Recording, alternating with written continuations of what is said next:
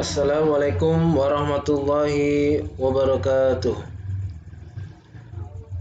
Kami akan menyampaikan hasil resensi tugas kuliah karakter building dengan judul film Lemantun 2014 dan Life is Beautiful 1997. Adapun di sini disusun oleh Franciscus Manalu, Abdul Gopur, Muhammad Yudis Saparudin, dan Yotra Delvita. 1. Lemantun 2014. Film Lemantun menceritakan kehebohan sebuah keluarga, di mana seorang ibu mencoba untuk membagikan warisan kepada 5 anaknya. Bergas mengangkat cerita tentang lemari yang menjadi warisan bagi sebuah keluarga. Lemari-lemari tersebut dibeli sebagai penanda lahirnya anak si ibu. Satu anak, satu lemari. Lemari adalah simbol dari rahim, simbol sayang seorang ibu kepada anak-anaknya. Simbol ini terwakili dengan sempurna dalam sosok Tri, anak ketiga yang kurang sukses dibanding saudara-saudaranya yang lain. Tri, penjual bensin rumahan, adalah anak ketiga dari 5 bersaudara. Eko, Dwi, Yuni, dan Anto, keempat saudaranya memiliki gelar pendidikan yang cukup tinggi, terbukti dari gelar yang bersanding di depan maupun di belakang nama mereka. Ibu dari kelima bersaudara ini hendak membagikan warisan.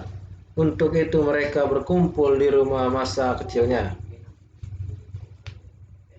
Warisan yang diberikan bukan tanah, perhiasan, atau uang, tapi lemari. Dalam bahasa Jawanya disebut lemantun. Sang ibu menjelaskan, lemari tersebut beliau beli setiap melahirkan, jadi lemari disimbolkan sebagai bentuk kehadiran anak di keluarga tersebut. Lemari diundi berdasarkan nomor, kelima anak mendapatkan hartanya masing-masing. Kemudian sang ibu meminta agar mereka segera memindahkan lemari itu dari rumahnya. Hari itu juga, jika tidak akan dikenakan denda. Alhasil, Eko, Dwi, Yuni, dan Anto kelimpungan mencari bala bantuan untuk memenuhi perintah sang ibu. Sementara Tri bingung kemana lemari miliknya dipindahkan, sebab ia belum memiliki rumah sendiri. Ia masih seatap bersama sang ibu. Setelah keempat saudaranya pergi bersama lemari warisan, Tri bersusah payah mengangkat lemari untuk dibawa ke rumah temannya. Ia bermaksud untuk menitipkan terlebih dahulu, sebelum nanti ia benar-benar memiliki kediaman sendiri. Tapi sang ibu tak mengizinkan, malah menyarankan Tri untuk menitipkan di rumah ibu saja untuk sementara waktu. Suatu ketika sang ibu terjatuh di kamar mandi dan memerlukan bantuan jika hendak melakukan aktivitas. Karena Tri tinggal bersama sang ibu, dialah yang menjaga dan merawat sang ibu di rumah. Dan meskipun Tri tidak sesukses saudara-saudaranya yang lain, tetapi dialah yang tulus menjaga dan merawat ibunya seperti ibu yang membesarkan dirinya. Dan warisan Tri berakhir menjadi tempat berjualan bensin di depan rumah yang bisa dia manfaatkan tempat jualannya. Dan Tri merawat lemari itu dengan sangat baik, sementara lemari warisan yang lain berakhir di ruang kerja, di pasar loak, di pinggir sungai, bahkan di toko barang bekas.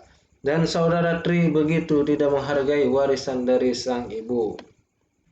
Kalau saya memaknai lemari itu sebagai hati atau cinta, tempat yang di dalamnya seseorang menaruh dirinya, menaruh pengorbanan dan waktu, menunjukkan serta menggambarkan bagaimana seseorang merawat sebuah pemberian.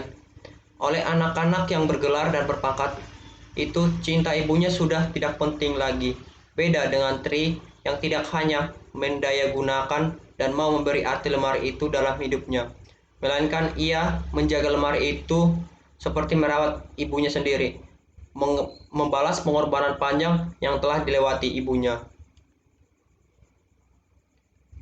2. Life is Beautiful 1997. Film ini menceritakan seorang ayah yang selalu berbohong kepada anaknya demi kebaikan anaknya. Pemeran utama adalah sang ayah yang bernama Guido.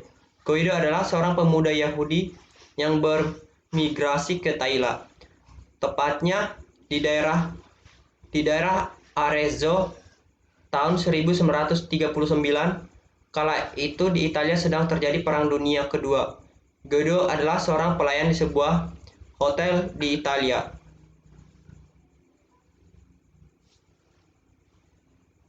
Pagi itu,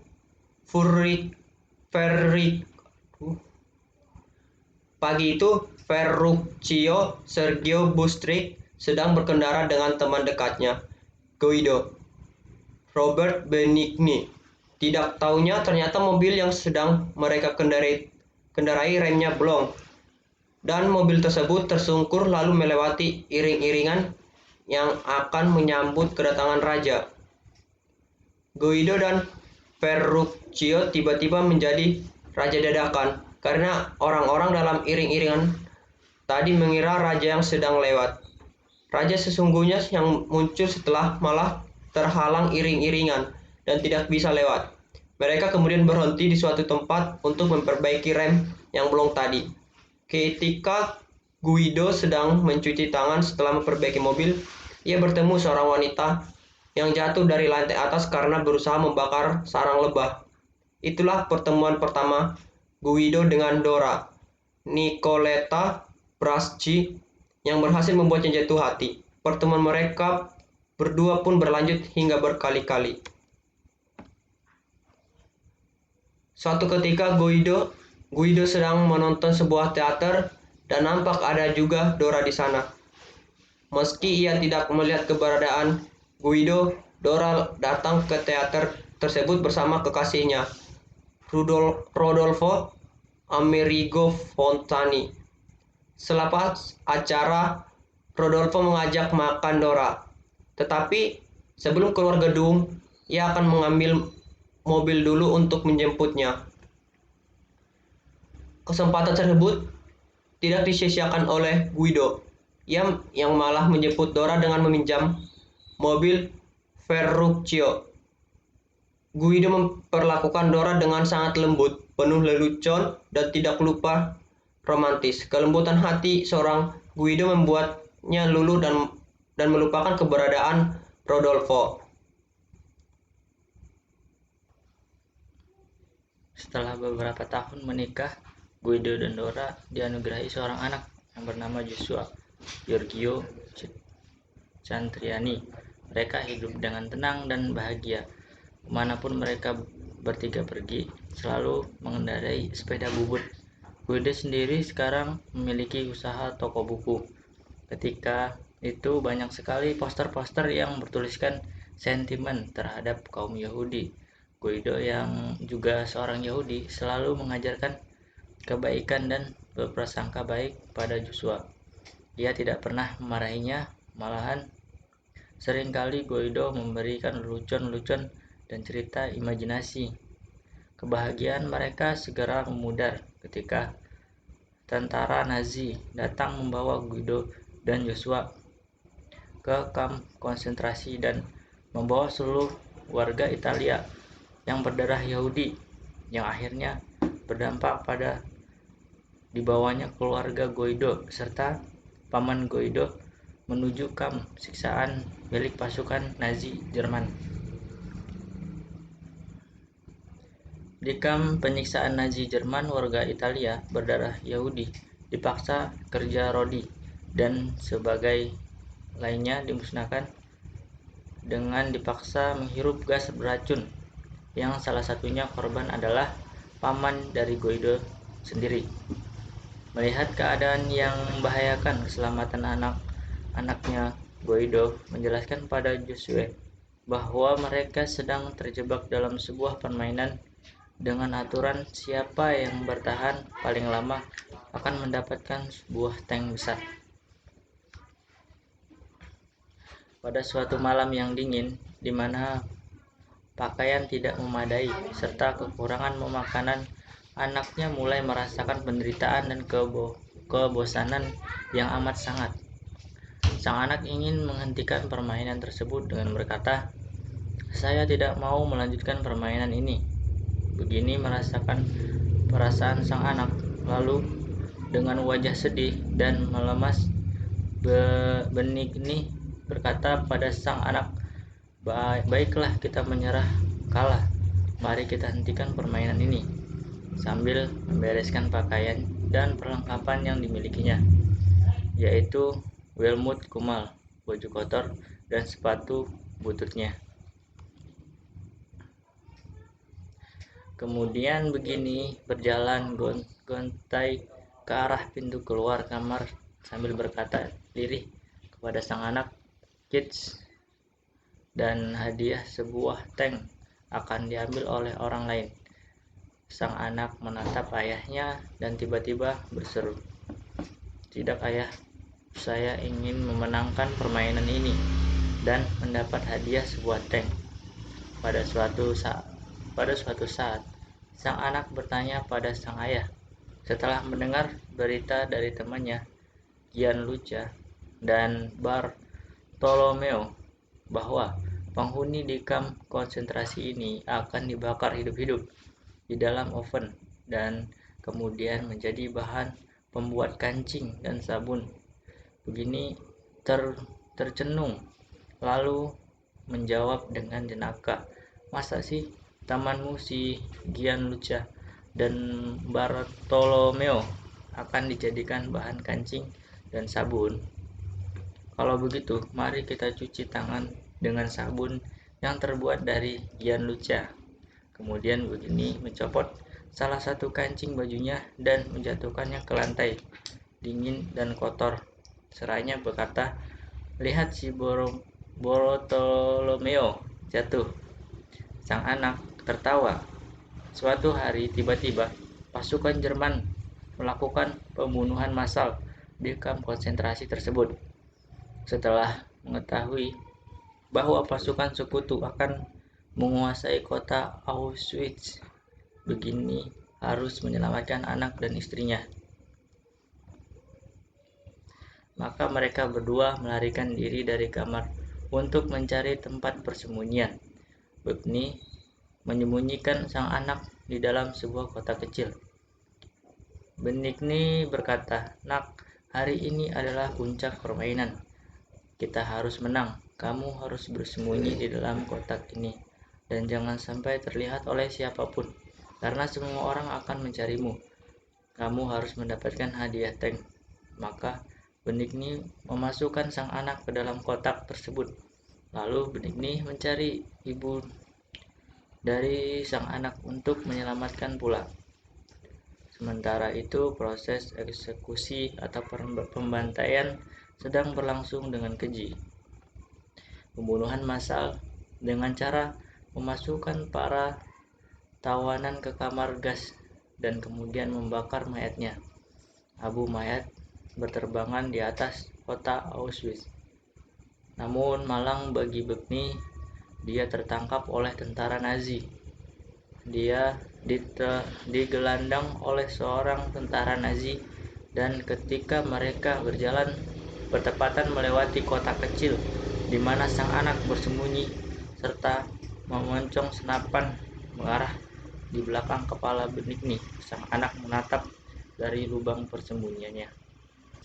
Seketika Benigni tersadar bahwa ia sedang diawasi anaknya, dan ia langsung berjalan ke sikap tegak layaknya tentara yang sedang berperang sambil memberi hormat.